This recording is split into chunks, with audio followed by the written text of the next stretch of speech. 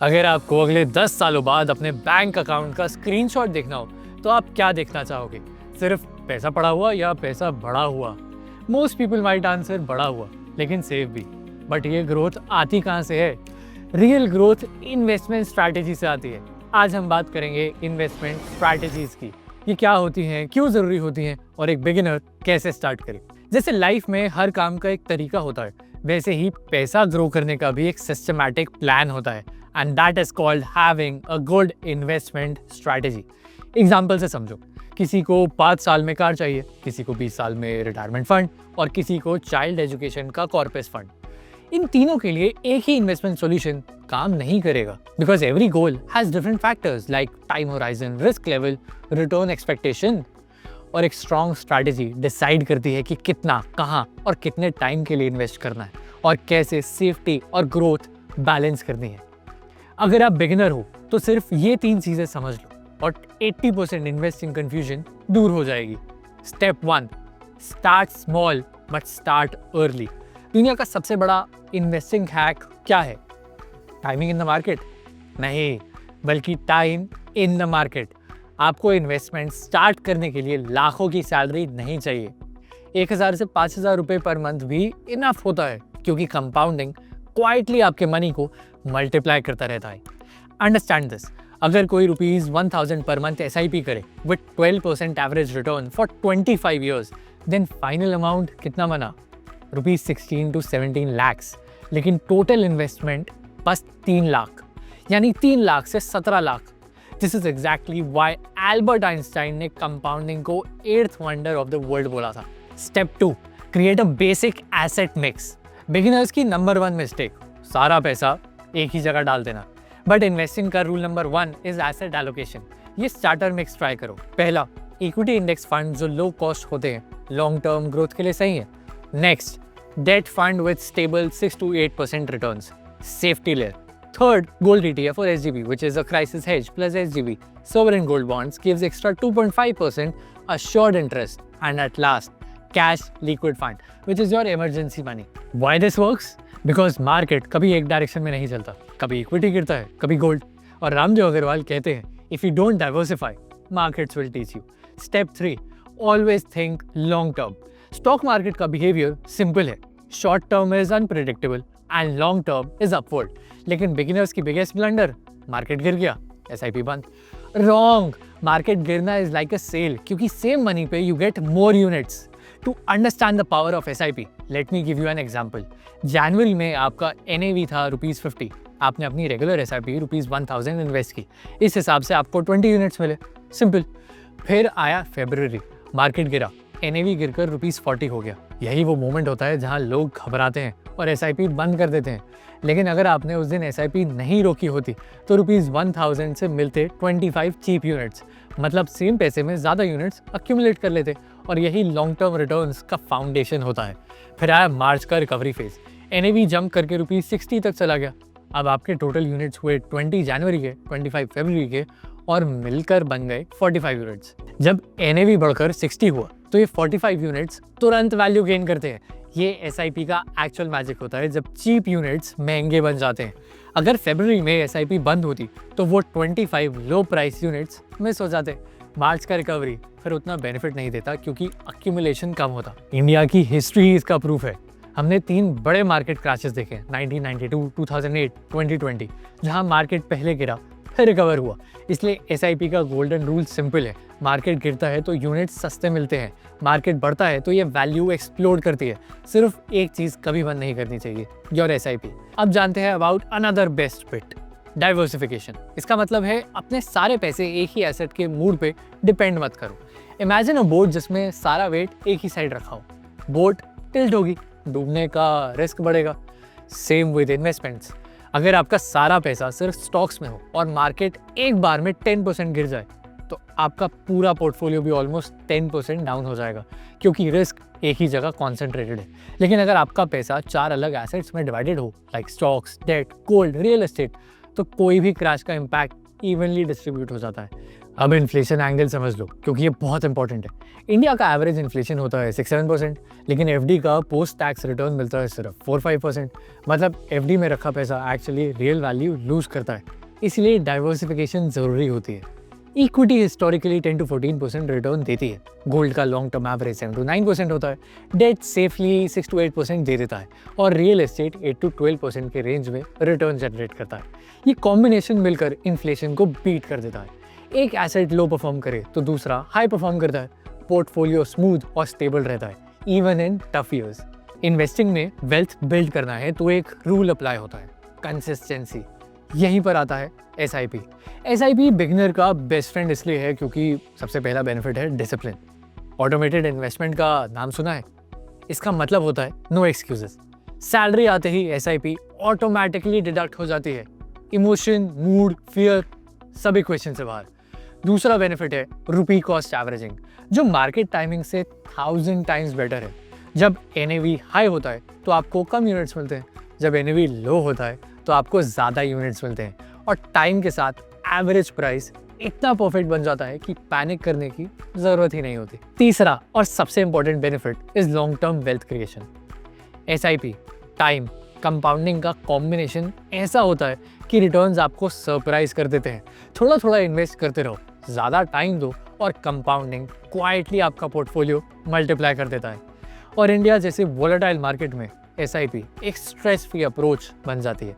Market high है, अच्छा value grow होगी। मार्केट लो है, और बेहतर, यूनिट्स चीप मिलेंगे। हर सिचुएशन में इन्वेस्टर का बेनिफिट ही होता है। म्यूचुअल फंड इंडस्ट्री के वेटरन प्रशांत जैन भी यही कहते हैं कि volatility is the price you पे फॉर लॉन्ग टर्म वेल्थ। मतलब वॉलेटिलिटी दुश्मन नहीं, वो एक्चुअली लॉन्ग टर्म इन्वेस्टर का सबसे बड़ा एडवांटेज होती है।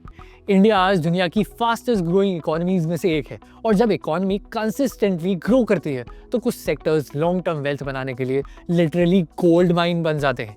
पहला सेक्टर है टेक्नोलॉजी एंड डिजिटल इंडिया। सास कंपनीज इंडिया को सॉफ्टवेयर कैपिटल बना रही हैं, और AI के साथ हम ग्लोबल टेक हब बनाने की रेस में आगे हैं। दूसरा सेक्टर है रिन्यूएबल एनर्जी। इंडिया का 2030 टारगेट है कि मेजर पावर रिन्यूएबल सोर्सेज से आए, सोलर एनर्जी, EV बैटरीज और विंड पावर। ये तीनों लॉन्ग टर्म स्टडी एक्सपेंशन दिखाते हैं। तीसरा सेक्टर है health care and pharma. India को दुनिया फार्मेसी ऑफ द वर्ल्ड बोलती है। ये सेक्टर एक्सपोर्ट ड्रिवन भी है और डोमेस्टिक डिमांड भी हाई है, इसलिए ये लॉन्ग टर्म स्टेबल ग्रोथ देता है। चौथा सेक्टर है FMCG and consumption.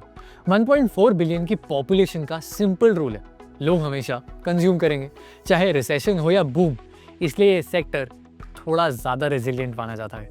Mutual funds का सबसे बड़ा बेनिफिट ये है कि आपको इन सारे सेक्टर्स का एक्सपोजर ऑटोमेटिकली मिल जाता है। डाइवर्सिफाइड फंड्स इन सब इंडस्ट्रीज में स्मार्ट एलोकेशन करते हैं, मतलब आपका रिस्क कम और लॉन्ग टर्म ग्रोथ का चांस ज़्यादा। तो फॉर्मूला सिंपल है, सही सेक्टर, सही फंड और disciplined long term investing. Indians real estate को हमेशा सेफेस्ट इन्वेस्टमेंट मानते हैं, बट असली प्रॉब्लम यह है कि हर किसी के पास 50 लाख 1 करोड़ प्रॉपर्टी खरीदने के लिए नहीं होता। बजट कंस्ट्रेंट होता है, इसलिए लोग सिर्फ सपना देखते हैं। यही गैप फिल करते हैं रीट्स। रीट का मतलब है रियल एस्टेट इन्वेस्टमेंट ट्रस्ट। ये आपको ग्रेड A कमर्शियल प्रॉपर्टीज जैसे IT park, malls, warehouses का एक्सपोजर देते हैं। मतलब आप इनडायरेक्टली इन प्रॉपर्टीज के ओनर जैसा फील करते हो, और एंट्री टिकट सिर्फ ₹500 to 1000। रीट्स का फायदा ये है कि आप बिग प्रीमियम प्रॉपर्टीज का हिस्सा बन जाते हो, और ये सब maintenance, rent collection, paper work के हैसल के बिना होता है। आप बस यूनिट्स होल्ड करते हो और पे आउट्स प्लस ग्रोथ दोनों मिलते रहते हैं। Simple, low cost real estate investing. Now guys, let's talk about a safety net. And gold हमेशा इसी तरह काम करता है। जब इकोनॉमी अनसर्टेन हो, जब वर्ल्ड में टेंशन बढ़े या स्टॉक मार्केट्स क्रैश हो जाए, तब सबसे पहले जिसका वैल्यू स्टेबल रहता है वो होता है गोल्ड। हिस्ट्री प्रूफ है, वॉर हो, रिसेशन हो या ग्लोबल पैनिक, गोल्ड का प्राइस कंपैरेटिवली स्टेबल रहता है। इसीलिए एक्सपर्ट्स इसे क्राइसिस प्रोटेक्टर कहते हैं।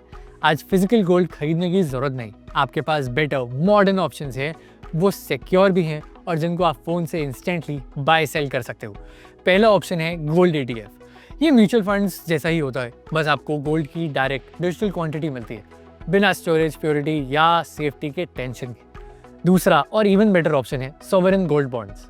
इनमें आपको गोल्ड प्राइस का अप्रिसिएशन तो मिलता ही है, साथ ही सरकार आपको 2.5% एक्स्ट्रा इंटरेस्ट भी देती है, जो नॉर्मल गोल्ड कभी नहीं दे सकता। अगर आप लॉन्ग टर्म गोल्ड इन्वेस्टर हो, SGBs are literally the best value for money choice. 0 GST, 0 making charges और मेच्योरिटी पर लॉन्ग टर्म टैक्स भी नहीं। तीसरा ऑप्शन है सिल्वर ETFs। सिल्वर की demand EV batteries, solar panels और इलेक्ट्रॉनिक्स से बूम हो रही है। गोल्ड और सिल्वर दोनों का एक ही रोल होता है, ये दोनों इन्फ्लेशन हेज होते हैं, मतलब जब पैसे की वैल्यू गिरती है तब भी अपनी वैल्यू स्ट्रॉन्ग रखते हैं। इसलिए पोर्टफोलियो में थोड़ा गोल्ड और थोड़ा सिल्वर रखना स्मार्ट होता है। मार्केट गिर भी जाए तो ये एसेट्स बफर बना देते हैं और आपका टोटल पोर्टफोलियो स्टेबल रहता है। अब थोड़ा स्टॉक्स समझे। स्टॉक्स का सिंपल मतलब होता है ओनरशिप। जब आप एक स्टॉक खरीदते हो, आप कंपनी के एक छोटे हिस्सेदार बन जाते हो। आपके रिटर्न्स कंपनी के ग्रोथ से लिंक्ड होते हैं, मार्केट मूड से नहीं। इसलिए stocks long term wealth creation का स्ट्रॉन्गेस्ट टूल है। लेकिन स्टॉक पिकिंग टफ होता है। हर कंपनी प्रॉफिटेबल नहीं होती, हर सेक्टर स्टेबल नहीं होता। गलत कंपनी चूज की तो लॉसेस भी हो सकते हैं। इसलिए स्टॉक पिकिंग हमेशा रूल बेस्ड होनी चाहिए, गेस वर्क नहीं। रूल नंबर 1, जो बिजनेस समझो सिर्फ उसमें इन्वेस्ट करो। अगर आपको पता ही नहीं कंपनी पैसा कैसे बनाती है, कंपटीशन क्या है, रिस्क क्या है, तो आप इन्वेस्टमेंट नहीं गैम्बल कर रहे हो।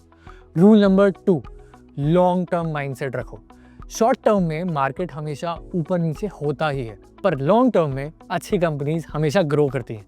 वेल्थ तब बनता है जब आप कंपनीज को टाइम देते हो। रूल नंबर 3, इन्फ्लुएंसर टिप्स से दूर रहो प्लीज़। इंटरनेट पर हर कोई एक्सपर्ट लगता है, पर सच में कुछ ही जेन्युइन होते हैं। हमेशा नंबर्स, मैनेजमेंट क्वालिटी और बिजनेस विजन देखकर डिसाइड करो। ये 3 पिलर्स लॉन्ग टर्म विनर्स को आइडेंटिफाई करने में हेल्प करते हैं। प्रूफ सिंपल है, IT सेक्टर की कहानी देख लो। 2010 से 2020 के बीच IT कंपनीज ने 8 to 10 टाइम रिटर्न्स दिए, लेकिन ये रिटर्न्स सिर्फ उन लोगों को मिले जिन्होंने पेशेंस रखा और बेचा नहीं।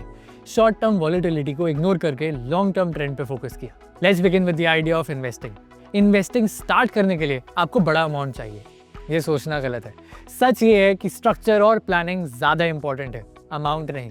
इवन ₹10,000 पर मंथ से आप एक बैलेंस्ड इन्वेस्टमेंट जर्नी स्टार्ट कर सकते हो। The first portfolio is for a beginner balance start. इस पोर्टफोलियो में मेन गोल है safety plus growth plus liquidity. सब बिगिनर्स के लिए परफेक्ट है। ₹3,000 आप इंडेक्स फंड SIP में डालते हो, ₹3,000 फ्लेक्सी कैप फंड में और ₹2,000 गोल्ड ETF में, and then finally ₹2,000 in emergency fund.